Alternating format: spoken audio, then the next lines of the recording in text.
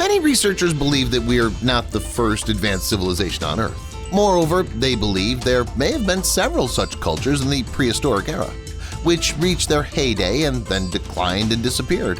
But what are they, and what traces did they leave behind? You'll learn about all this in this episode. Let's go!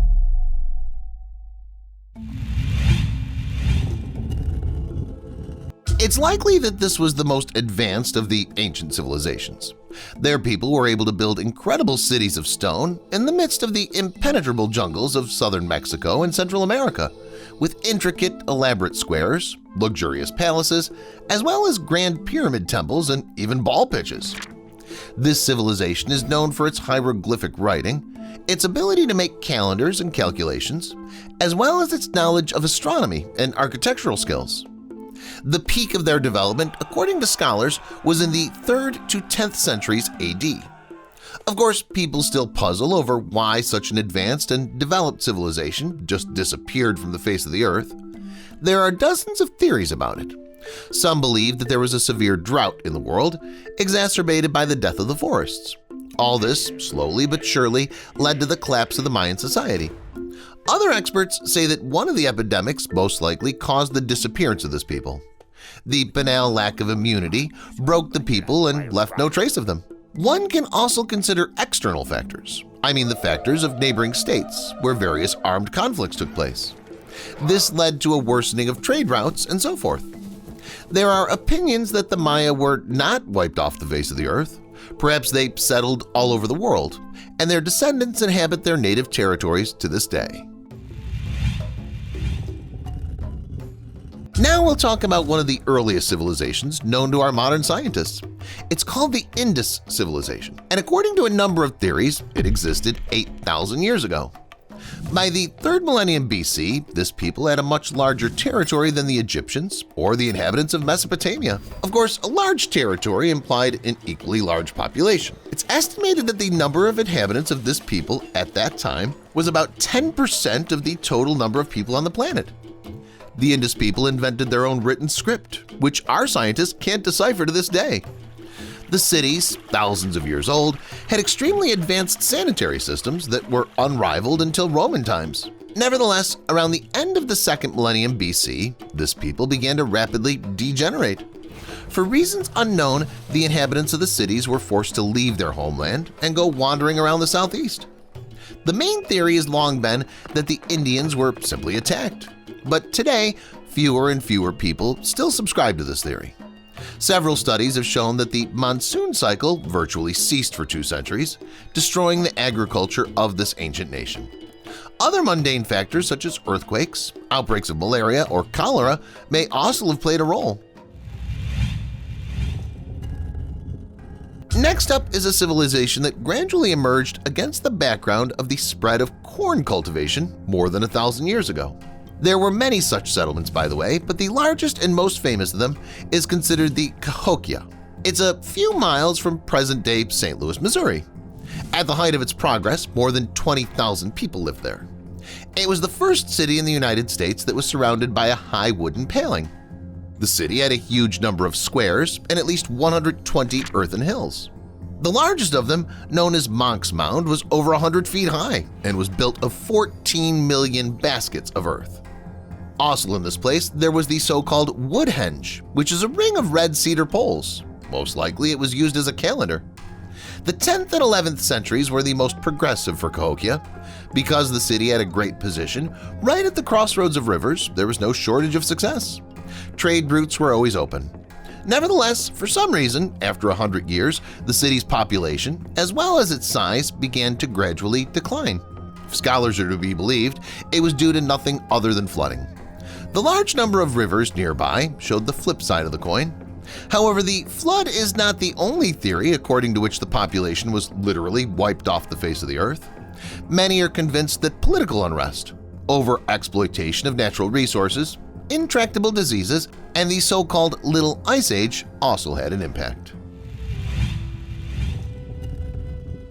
This is another ancient civilization that chose a rather arid region, right among the slopes of the cliffs. Their people lived in stone dwellings built by themselves, but not in the ones you can think of now. not under the usual multi-person dome. There were cases when the number of rooms of one such dwelling reached 100. In addition to their astounding size and width, these structures were also very tall. It's believed that before the appearance of skyscrapers, none of the peoples did not build anything higher and did not see even in their thoughts. However, the dwellings in the rocks didn't remain occupied for long, and the end of the civilization apparently was not a pleasant one. In the abandoned towns where the Anasazi people were supposed to have lived, researchers found numerous traces of physical assault and cannibalism. Moreover, there were also constant technological problems in this area. As people lived among the rocks, they had to cut down trees forever and at the same time somehow fight the constant drought. According to historians, these were the key factors in the decline of society and its motivation in cannibalism, the use of force, and the like. Of course, not all people had the same moral and religious mores. Because of this, the situation only worsened. There was real discord and chaos in civilization. As a result, people left their elaborated homes and other possessions, packed up their stuff, and went to wander around the world. Easter Island. This place is considered one of the most remote places in the world. The island is about 2,500 miles west of Chile, and it was discovered and settled somewhere between the 4th and 14th centuries AD. And now imagine that people from such an ancient time, who seem to have no special technology, managed to erect such huge monuments and other buildings. Their statues, by the way, are called moai. The biggest of them was more than 33 feet high. Try to guess how much it weighed. It weighed as much as 82 tons. But how did people without technology in the form of a crane or something else manage to erect such a colossal monument? This is still a mystery. In addition to the statue just mentioned, there's another one. It's called El Gigante, and it's almost 72 feet high and weighs more than 160 tons. Nevertheless, constant dropping wears away a stone, and over time the statues gradually began to deteriorate. The population, which was once prosperous, strong, and independent, dispersed, and all the leaders of that unstoppable tribe were overthrown. In conducting a study of the island's territory, modern scientists have concluded that the inhabitants at that time cut down absolutely every tree on the site, every last one of them, and new trees could not always germinate because the seeds put under the ground were eaten by voracious local rats. Thus, the natural environment was destroyed. Because of the scarcity of the most important material in development, the people could no longer make enough canoes and go to the ocean for food. The islanders began to burn grass for fuel, and a period of mass starvation followed, triggering a civil upheaval. By then, Europeans had arrived in their territory, which did nothing to help their prosperity. Then there were waves of diseases, epidemics, and as a consequence, the transformation of an entire island of natives into a place of slaves. Thus, only a handful of the island's natives remained, and all those who had time left the place. Greenland Vikings. According to the ancient Icelandic sagas, Eric the Red led a fleet of 25 ships. They sought out to colonize Greenland around 985 AD. This was shortly after Eric was banished from Iceland for manslaughter. The daredevils founded two colonies, the larger eastern settlement and the smaller western settlement. The inhabitants of these people were engaged in raising cattle, building structures of stone, and hunting. Slowly but surely, the population prospered, and soon they totaled several thousand. Given the unexplainable constructions, modern people do not understand how these people could have so easily disappeared from the face of the earth. After all, coming to this place today, you can find only ruins. According to archaeologists, this entire vast area has been abandoned since 1400 AD. The reason for this, according to historians, was the Little Ice Age, which blocked the way to Greenland for local people. Because of this, the inhabitants' market completely collapsed. The ancient civilizations are still a subject that's hidden under a veil of mystery and mysticism. People are sort of trying to learn something, but there are far more questions than answers. But let's say that there were all these peoples in the world. Each of them was progressive and did things that, even in our time, are considered unbelievable. But by that logic, could there have been any advanced civilizations before them? Could there have even been better developed civilizations? Let's speculate. Many people today are pondering on a similar topic. One of the arguments that immediately speaks against the existence of something like this is the astronomy argument. The evolution of the stellar population of the Milky Way is well known. First-generation stars, which consisted of the primary matter of the universe, almost entirely devoid of any elements except hydrogen and helium, emerged and burned out very quickly. They became supernovae and, as they exploded, enriched the surrounding space with the heavy elements synthesized in them. Stars of the second generation had heavier elements, and in the third generation their number increased again. No matter what calculations people do, no matter how they try to compare the appearance of these stars with different stages of human life, at any rate, it turns out that this most recent third generation came into being a very long time ago, billions of years ago. Because of this, another conclusion follows.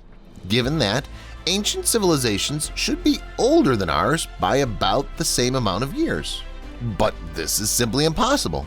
At this time, it's not a fact that there was at least some life on Earth at all, but even if some civilization was on Earth, didn't disappear, didn't die of disease, and didn't undergo upheavals, where is it now? Could these beings be hiding among us?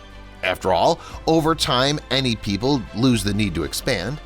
Or is there some technological limit that cannot be surpassed? What makes them really not exist?